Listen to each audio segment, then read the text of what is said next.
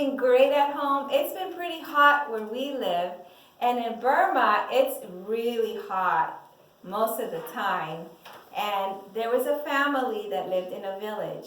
And there was a mother, her big daughter, and her two younger children. And her name was Nakaiti, and it means happiness. So the missionaries would call her Happiness. Would you like to know how they got to know her? Well, I can tell you.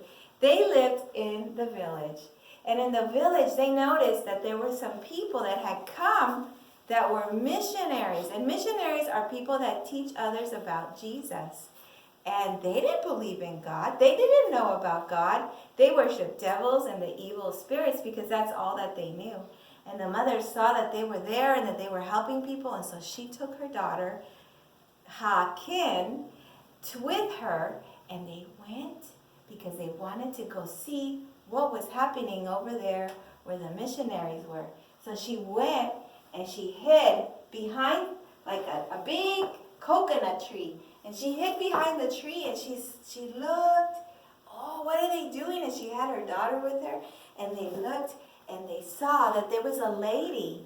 And this lady was helping a man that had a hurt arm. And they washed the arm and they wrapped it really well and so gentle. And Happiness, she was really timid, so she didn't get any closer. And she said, oh, they're such nice people. They're such good people. I'm going to come back again tomorrow, and I'm going to come get closer so I can see what they're doing.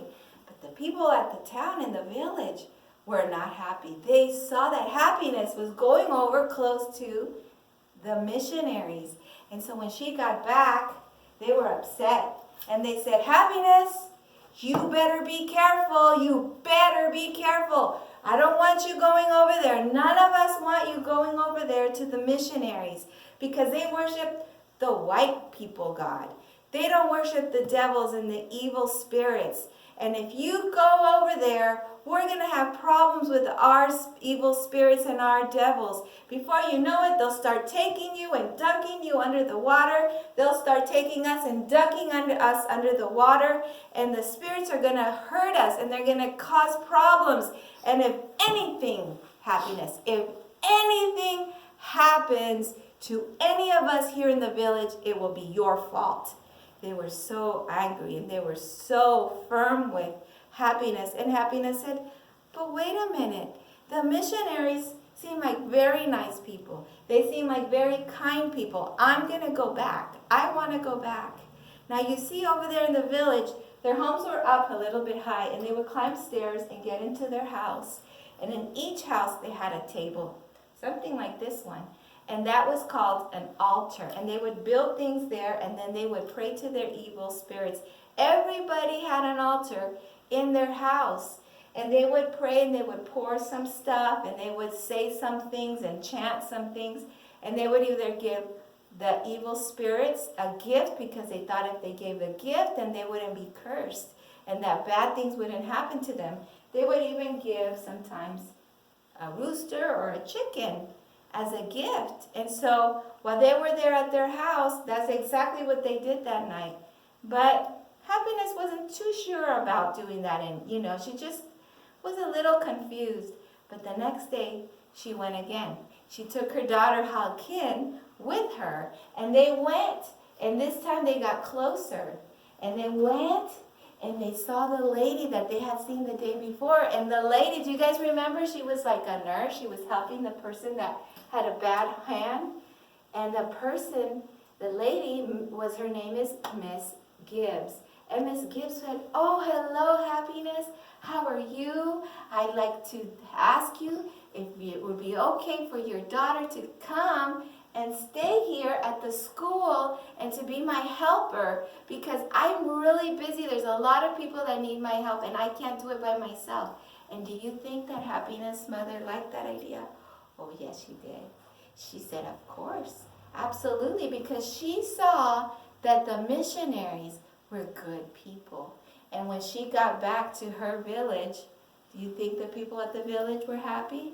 No, they were not. And they said, you better be careful. You better be careful. If you worship our evil spirits and our devils, then that's good. But if you go over there, we could have problems. Do not send your daughter over there. If anything happens, it will be your fault, Happiness. Well, you know what? Her daughter did go to work over there, and her daughter learned all the beautiful songs. She saw the beautiful picture books. They had these big papers with pictures, and she learned all about Jesus. And they had a Bible, and she soon learned how to read, and she gave her heart to Jesus. And when you give your heart to Jesus, you become baptized. And that's a way that you show that you give your heart to Jesus. And when the villagers found that out, they were very upset. Not only were they upset, they made a decision that made Happiness very sad. Do you know what it is? They kicked her out. They said, you have to leave. You cannot live here. Leave your house and go. And what did poor Happiness do? She said, where do I go? And then she remembered that she had some land close to another village. And so she went. And she went and she lived there. And while she was there, her family stayed at where the missionaries were. Her daughter, the oldest daughter, helping Miss Gibbs, and her younger children. And they went. And while she was there, something happened at the village. The house where they had lived, the people from the village could hear noises and things crashing and screaming, very frightening things, these sounds and these noises, and it would shake, and they were very afraid. And they said, oh no, what is that? What are we going to do?